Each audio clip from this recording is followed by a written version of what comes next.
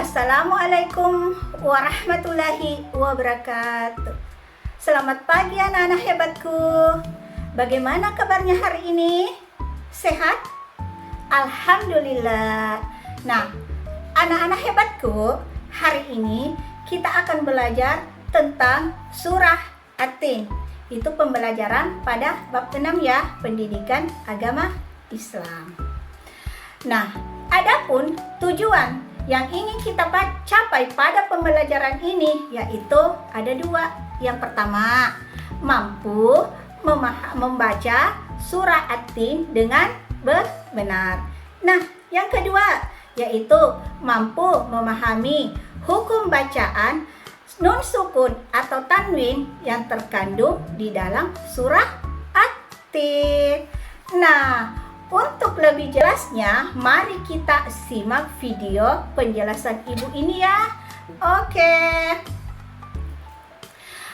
Nah, anak-anak hebatku, sebelum kita memulai materi ini, sebaiknya kita baca doa kelancaran berbicara dulu ya. Oke, mari kita baca bersama-sama. A-ba-ta. Bismillahirrahmanirrahim. Rabbi shrahli sadri wa yassirli amri wahlul uqdatam min lisani yafqahul qawli. Amin. Nah, anak-anak hebatku, surah At-Tin adalah surah yang ke-95 di dalam Al-Quran. Nah, surah At-Tin ini terdiri dari 8 ayat. Nah, surah At-Tin ini juga disebut dengan surah Makiyah. Nah, mungkin di antara anak-anakku ada yang bertanya, Bu, apakah itu surah Makiyah? Nah, Ibu jelasin ya. Surah At-Tin itu disebut surah Makiyah karena dia diturunkan di Mekah. Pada saat itu Nabi belum hijrah ke Madinah. Maka itulah surah At-Tin disebut dengan surah Makiyah karena dia diturunkan di Makkah. Nah, selanjutnya surah ini diambil dari kata At-Tin. Nah, ada lagi yang bertanya, apa itu At-Tin, Bu Guru? At-Tin artinya adalah buah tin. Iya, buah tin. Nah, selanjutnya mari kita bersama-sama membaca surah At-Tin. Nah, semuanya ya. A-ba-ta. A'udzu billahi minasyaitonir rajim. Bismillahirrahmanirrahim. Wattini wassaitun wa turi sinin wa hasal baladil amin. Laqad khalaqnal insana fi ahsani taqwim. Zumma radadnahu asfala safilin illal ladzina amanu wa amilus solihati falahum ajrun ghairu mamnun. Wama yukassibuka ba'du biddin. Alaisallahu biahkamil hakimin. Sadaqallahul azim. Nah, Selanjutnya kita kan sudah membaca surah At-Tin. Mari kita simak arti dari surah At-Tin. Nah, ayat pertama yaitu Wattini wassaitun. Artinya apa? Ayo, siapa yang tahu? Ya, artinya adalah demi buah tin dan buah zaitun. Nah, yang kedua, ayat kedua ya. Waturi sinin. Artinya apa ya? Artinya adalah demi gunung Sinai. Nah, yang ketiga yaitu wahasal baladil amin. Artinya adalah dan demi negeri Mekah yang aman ini. Ayat yang keberapa lagi ayo? Ayat yang keempat yaitu laqad khalaqnal insana fi ahsani taqwim. Artinya sesungguhnya kami telah menciptakan manusia dalam bentuk yang sebaik-baiknya. Nah, ayat yang kelima. Summa radadnahu asfala safilin. Artinya, kemudian kami kembalikan dia ke tempat yang serendah-rendahnya. Selanjutnya, yang keenam.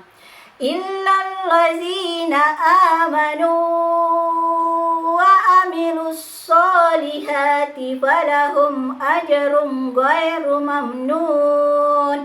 Artinya, kecuali orang-orang yang beriman dan mengerjakan kebajikan, maka mereka akan mendapatkan pahala yang tidak ada putus-putusnya. Selanjutnya, ayat yang ketujuh, yaitu fama yukassibuka ba'du biddin. Artinya, maka apa yang menyebabkan mereka mendustakanmu tentang hari pembalasan setelah adanya keterangan-keterangan itu.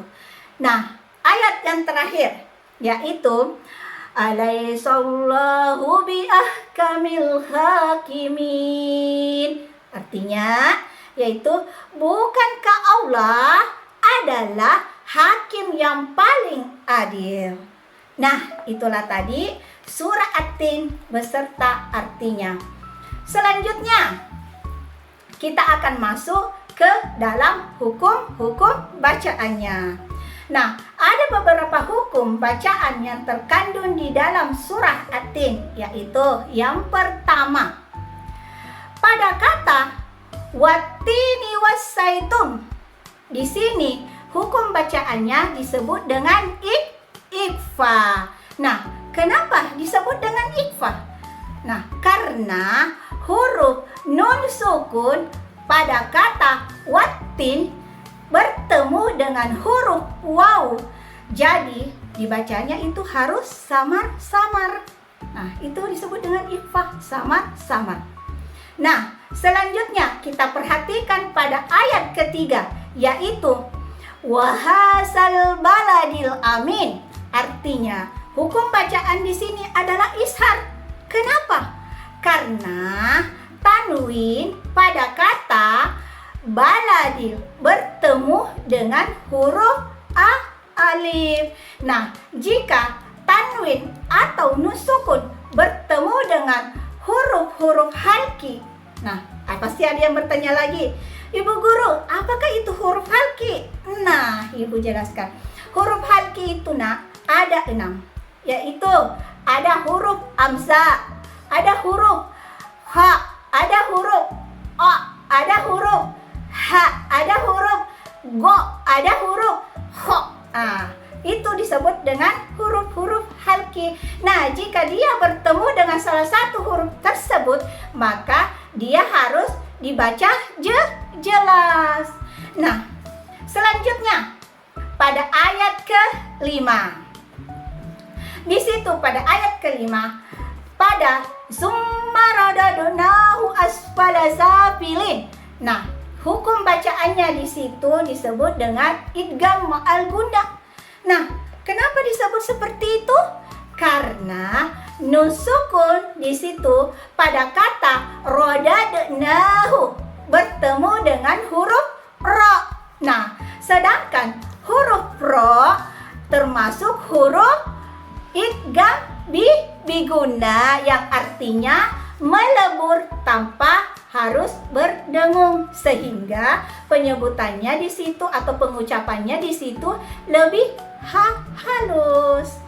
Selanjutnya pada ayat ke-6 yaitu illallazina amanu wa amilus solihati. Di situ hukum bacaannya adalah itsar. Kenapa disebut dengan itsar? Karena di situ nun sukun pada kata amanu bertemu dengan huruf amsa. Jadi harus dibaca jelas. Di situ harus dibaca jelas. Nah, sedangkan pada kata atau pada ayat wa aminus solihin, di sini tanwin bertemu dengan huruf alif, maka harus dibaca jelas. Oke? Nah, baiklah anak-anak hebatku.